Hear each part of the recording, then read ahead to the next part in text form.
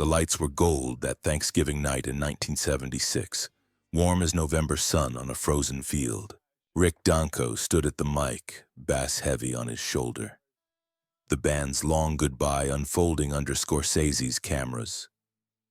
When his voice broke on the line, "The sun don't shine anymore," the room forgot to breathe. It wasn't performance, it was confession. He closed his eyes when the opening notes began. His voice came rough, tender, breaking on certain words. By the second verse, tears tracked down his face. The band played on behind him, Levon's drums steady as heartbeat, Garth's organ swelling like church. But Rick was alone up there, singing for everyone who'd ever loved something they couldn't keep. Scorsese would later say, "In that moment, everyone understood mortality." Rick opened his eyes, smiled through the tears, and finished the song. "Because that's what you did. You kept singing even when your heart was breaking, kept playing even when the band was ending, kept loving even when love didn't love you back. I never tried to sing pretty, I tried to sing true." He grew up where winter lasted 6 months and dreams froze solid if you didn't tend them. Born Richard Clare Danko on December 29, 1943, in Greens Corner, Ontario. He came into the world during wartime, into a farming family that understood work and weather and the long patience required to make anything grow in that soil. His father worked the land. His mother kept the house. Rick learned early that survival meant cooperation, that you helped your neighbors because someday you'd need help too. His first lesson wasn't about music, it was about listening. The farm had an old radio, temperamental thing that only worked when you hit it right. Rick became expert at coaxing sound from it, learning which angle caught the American stations drifting north across the Great Lakes. At night, after chores, he'd lie by that radio and absorb blues from Chicago, country from Nashville, gospel from stations that signed off with prayers. He couldn't read music, didn't know theory, but he could feel the difference between honest singing and pretending. He knew which voices carried weight and which ones were just pretty sounds. At 12, he got a cheap acoustic guitar, taught himself by listening and repeating until his fingers bled and calloused. He wasn't trying to be good. He was trying to make the sounds in his head real. The instrument became extension of his body, something he carried everywhere, played constantly until people in town knew him as the Danko kid who's always got that guitar. Could this early understanding of music as necessary rather than aspirational have shaped everything he became? At 15, Rick made the decision that would define his life. Ronnie Hawkins and the Hawks came through town, playing the kind of rockabilly that made teenagers forget they lived in the middle of nowhere. Rick went to the show, watched these grown men transform a high school gym into something electric, something possible. After the set, he walked up to Ronnie, this wild Arkansas man who'd come to Canada because the clubs paid better, and asked if they needed a bass player. Ronnie looked at this skinny farm kid and laughed. "You even play bass?" "I will by tomorrow," Rick said. Something in that answer, the confidence without arrogance, the willingness to learn, made Ronnie take a chance. Rick joined the Hawks at 15, dropped out of school, left his family, and hit the road with men twice his age who drank harder and lived faster than anyone he'd ever met. It should have destroyed him. Instead, it made him. The education happened in bars with names like the Brass Rail and Le Coq d'Or, playing 7 nights a week, 4 sets a night, learning every rock and roll and R&B song ever written because audiences demanded it. Rick watched Levon Helm behind the drums, this Arkansas transplant who played like his life depended on it, because in a way it did. They were both far from home, both chasing something they couldn't name, both discovering that music could be family when family was 1,000 miles away.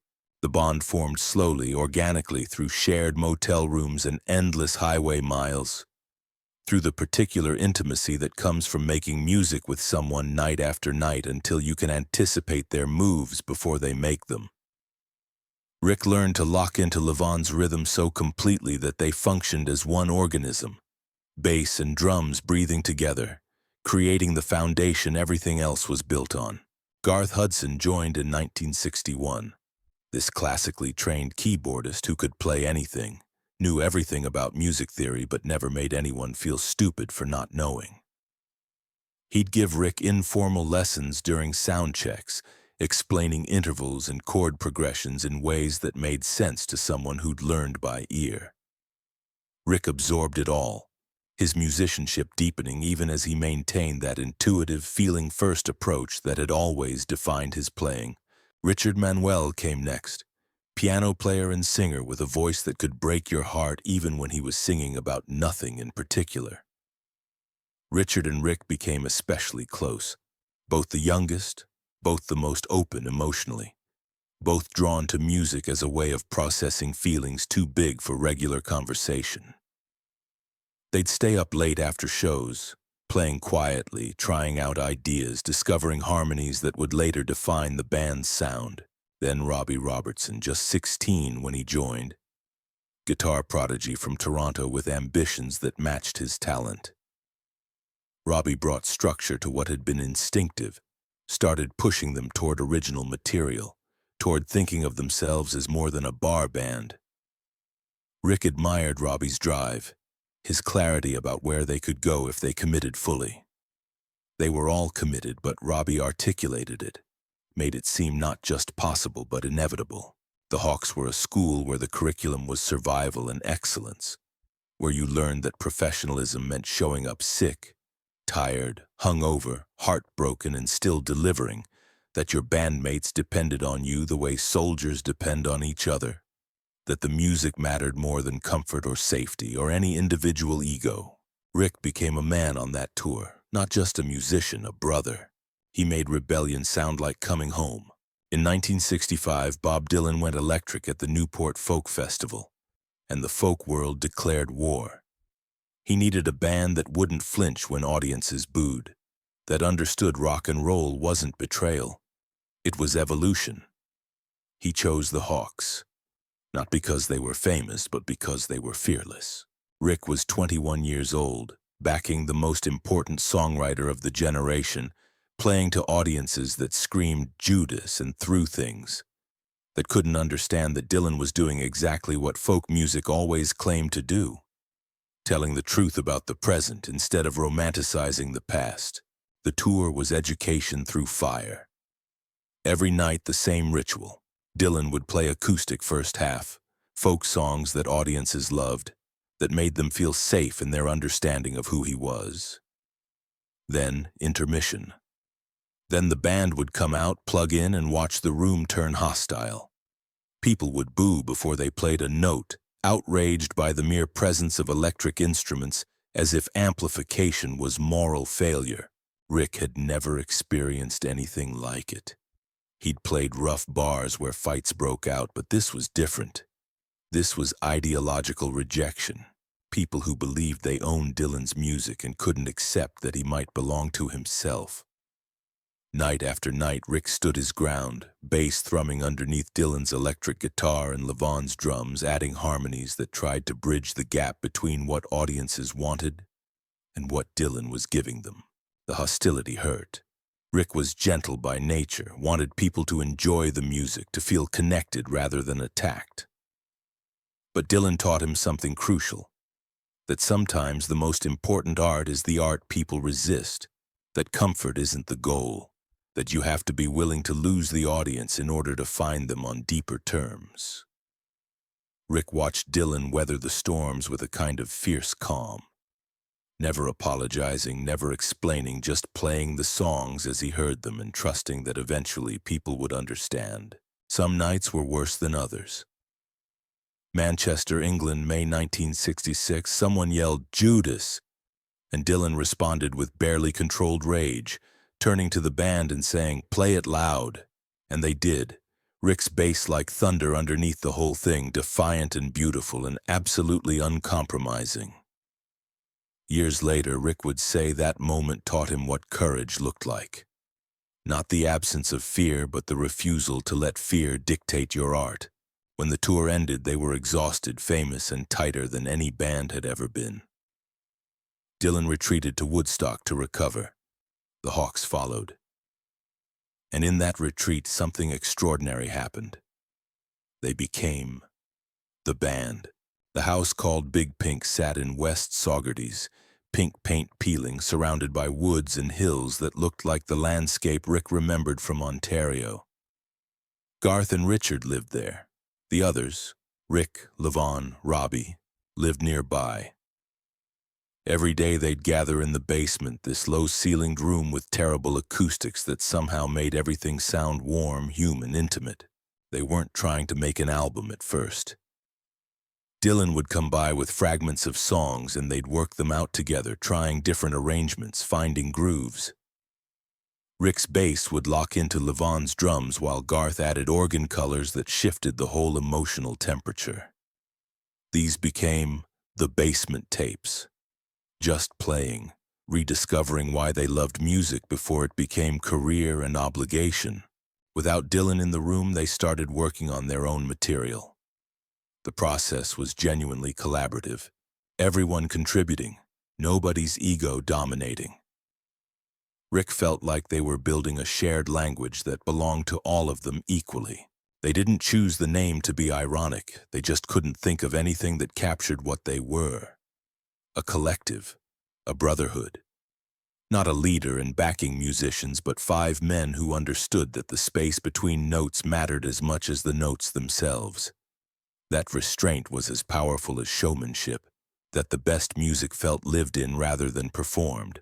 In 1968, they recorded music from Big Pink in a house in Woodstock, playing the way they'd play if no one was listening. Loose, human, vulnerable. The album sounded like wood smoke on tape, like something you'd heard before you were born.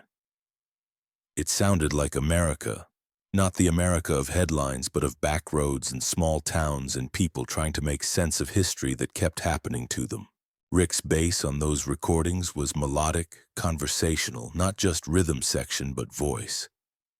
And when he sang, on tracks that would become standards, his voice carried something that couldn't be taught. Genuine feeling. He sang like someone who'd lost things, who understood that love and loss were the same story told at different speeds. Behind the warmth everyone heard, was there a loneliness nobody saw? Yes. Fame didn't cure loneliness, it just made it more crowded. Money created tensions. Robbie Robertson wrote most of the songs, got most of the publishing. Rick didn't resent it at first, but as years passed, the friendship strained, not dramatically, just quietly, the way relationships erode when nobody addresses the problem. Drugs became refuge and trap. His marriages failed twice. Richard Manuel's death in 1986 broke something in Rick that never fully healed. When one harmony disappears, the others sing sharper to hide the hole. When Richard hanged himself in a Florida motel room, Rick lost proof that their music meant something, that beauty could save you. When trust in the brotherhood becomes betrayal, how do you keep singing harmony? You don't know. You just do it anyway because the alternative is silence. And silence means the end of everything you've built. Rick kept playing after Richard died, kept touring with whatever version of the band could be assembled, kept singing the old songs even though they meant different things now. Ghosts instead of memories, eulogies instead of celebrations. He and Robbie stopped speaking mostly. It wasn't one fight, but accumulation, money disagreements, creative differences, the way Robbie told the story of the band in interviews without mentioning how much the others had contributed. Rick never publicly attacked Robbie, never gave bitter interviews. When asked, he'd say, "Robbie was my brother, we just stopped calling." It was the saddest sentence Rick ever spoke, because it captured the tragedy of the band better than any song. They'd been family and families break. Not through violence, but through distance, not through hate, but through the slow accumulation of small wounds until one day you realize you're strangers who used to know each other's souls. But Rick kept loving people. That was his gift and his curse. He didn't know how to stop. Levon Helm remained his brother until the end, the one constant, the one who never stopped believing that what they'd built together mattered more than what had fallen apart. They'd play together whenever they could, just the two of them sometimes in small clubs that held 100 people, making music like they'd made it in the Hawks. For the joy of it, for each other, for anyone who wanted to listen. Bob Dylan stayed a friend, distant but genuine. They'd cross paths occasionally, and Dylan would say something like, "You're still singing true, Rick." And Rick would tear up because he'd spent his whole life trying to do exactly that.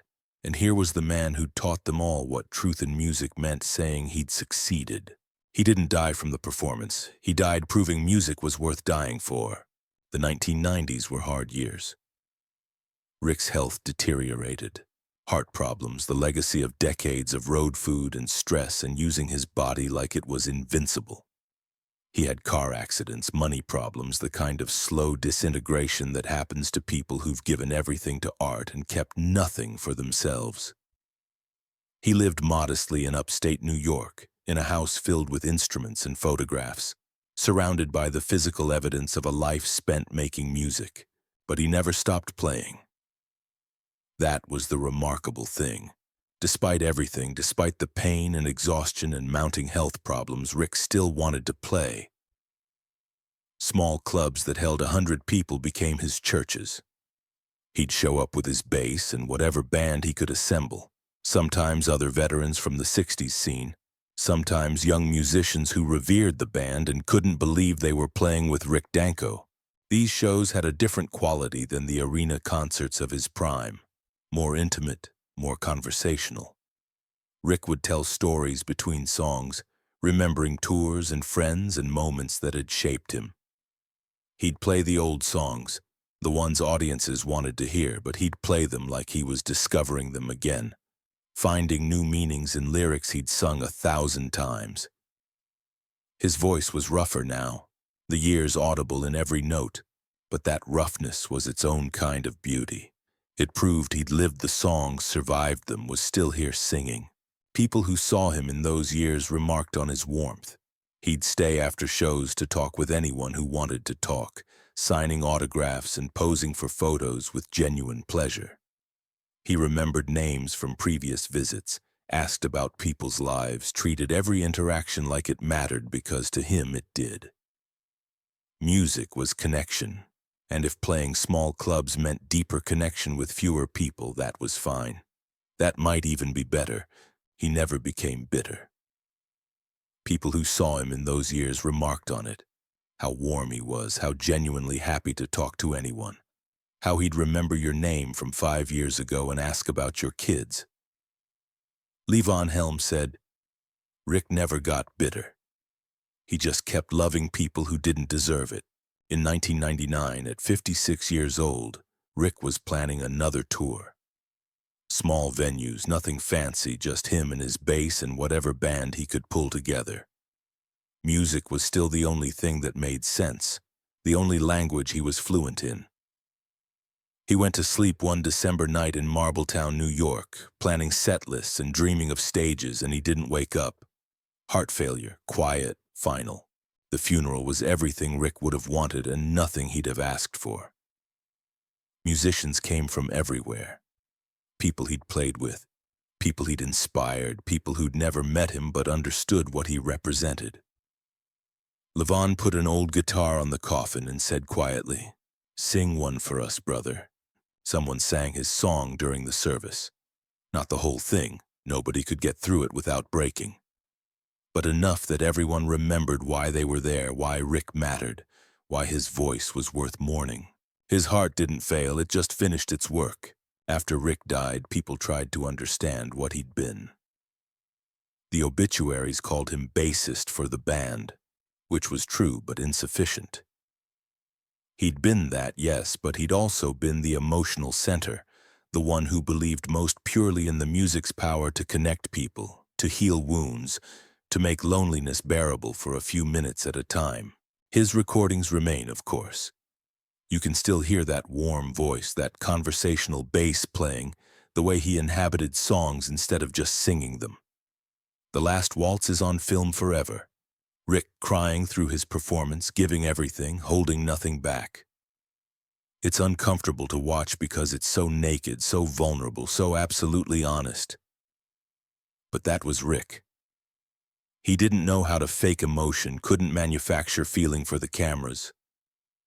What you saw was what he was. A man who felt everything and sang about it because singing was the only thing that made feeling manageable. Music scholars write about the band's influence, their role in creating Americana, their importance in music history. They're right about all of it, but they sometimes miss what made Rick essential. He was the heart that kept the technical brilliance human, the voice that made the sophisticated arrangements feel like something you could touch. He wasn't the flashiest player or the most acclaimed singer, but he was the soul, and when he died, a certain kind of music died with him, the kind that prioritized feeling over perfection, connection over craft. Did his gentleness mark him as weak, or reveal that tenderness is its own kind of strength? It was strength. Rick proved that you could be soft in a hard industry, kind in a cutthroat business, vulnerable on stages designed for showmanship. It cost him. People took advantage of his generosity, promoters cheated him, colleagues got more credit, but he never hardened in response. He stayed himself, stayed open, stayed willing to give away guitars to fans who couldn't afford tickets, stayed willing to play for free if it meant keeping music alive. The gentleness wasn't weakness, it was choice. Rick had been in the rock and roll world long enough to know how it worked, how you could protect yourself with lawyers and attitude and careful distance. He chose not to. He chose to trust people, to believe the best of them, to operate from love instead of suspicion. And yes, it hurt him. But it also made him Rick Danko, made him someone people remembered with tears and gratitude instead of complicated feelings and old resentments. Levon Helm, who knew him longest and best, said Rick could make sadness sound like forgiveness. It was the perfect description. Rick's singing wasn't about wallowing in pain or celebrating it. It was about acknowledging it, sitting with it, finding a way through it that left you more human on the other side. He sang sad songs, but they didn't make you feel worse. They made you feel less alone. Addiction taught him what fame never could. That connection matters more than recognition. Rick struggled with substances his whole adult life. Nothing dramatic, nothing tabloid-worthy, just the steady dependency that happens to musicians who need to perform tired, hurt, anxious, homesick. The drugs and alcohol were tools at first, ways to manage the unmanageable pace of constant touring, constant performance, constant need to be on. But somewhere along the way, the tools became problems. And Rick had to learn to play sober, to sing without chemical assistance, to be himself, fully himself in front of audiences that demanded perfection. It was the hardest thing he ever did, harder than any performance because it meant confronting all the feelings he'd been dampening, all the loneliness and loss and fear he'd been playing through instead of feeling. What he learned was simple and profound. The music worked better when he was present for it, when he let himself feel everything and channeled it honestly instead of numbing the edges and pretending. The performances became rawer, more vulnerable, sometimes shakier technically but more powerful emotionally. He learned that perfection wasn't the point, truth was. And truth required sobriety, required showing up as your whole messy self and trusting that people would understand. In his later years, Rick talked about this occasionally. Not preachy, not as cautionary tale, but as fact. The addiction had happened. He dealt with it as well as he could, and now he just tried to be present for whatever time remained. He was philosophical about it, the way people are when they've lived through their own darkness and emerged, not unscathed, but at least emerged. Can anyone ever truly leave the band? No. Not when it defined you, shaped you, gave you the only family that made sense. Rick tried. He had solo projects, collaborated with other musicians, did sessions for dozens of artists. But everything he did existed in the band's shadow. Not because people wouldn't let him escape, but because he couldn't escape himself. His voice was the band's voice. His bass playing was the band's foundation. His whole musical identity had been formed in that crucible of brotherhood and creation. Even after they'd officially broken up, After Richard was dead and Robbie was distant and the reunion tours felt more like tribute than rebirth, Rick was still in the band. It's where he lived, musically and emotionally. The songs they'd made together were the truest things he'd ever been part of. And nothing he made solo could compare. Not because it wasn't good, but because it wasn't that. Wasn't five men breathing as one. Wasn't the alchemy that happened when Levon's drums and Garth's organ and Rick's bass and Richard's piano and Robbie's guitar all locked into something larger than themselves. The Last Waltz was supposed to be the end, the official goodbye. But the ending didn't take. Rick and Levon kept playing the songs, kept embodying the band long after it had legally dissolved. Because what were they supposed to do? Pretend those years hadn't happened? Pretend they didn't know how to play those songs better than anyone alive? Music isn't something you retire from when it's the only language you're fluent in. Were these final years acts of surrender or victory in staying true? Victory. Rick's later years weren't decline. They were refinement. He'd learned what mattered, not fame or money or career trajectory, but the music itself, the act of connection, the moment when you're playing and someone in the audience understands exactly what you mean, feels exactly what you're feeling, and for 3 minutes you're not alone in the world. He played small venues in his final decade, places that held a few hundred people max. Some old fans saw it as sad, this giant of music history playing bar gigs for pocket change. But Rick never saw it that way. He was playing for people who wanted to hear him, making music that mattered to them, doing exactly what he'd always done. The stage size didn't determine the importance. He gave himself to everyone who asked. Interviews, collaborations, jam sessions, charity events. His time was free if you needed it. His guitar available if yours broke, his house open if you needed a place to stay. He lived the philosophy he'd learned growing up on that Ontario farm. You help people because that's what people do. Music belongs to everyone, he'd say, and he meant it literally, giving away instruments and performances and his attention like they were infinite resources. When he died planning that final tour, he died doing exactly what he'd always done. Trying to reach people through music, trying to make connection possible, trying to sing true even when everything hurt. That's not surrender. That's devotion to something larger than yourself, maintained until the very end. Hill, the farm kid from Ontario who'd learned to coax sound from a broken radio, had spent his life coaxing connection from broken hearts. Soil to soul. He'd never really left that first lesson about making things grow through patience and care. His absence became its own kind of harmony, one you feel before you hear. After Rick died, something changed in the sound of Americana music. Not immediately, not obviously, but if you knew where to listen, you could hear the absence. What vanished wasn't a bass line. It was a way of meaning sound. Levon kept playing until his own death in 2012. And in every show you could hear Rick's ghost, in the way Levon would pause at certain moments, leave space where Rick's voice used to be, play certain songs even though they hurt to play alone.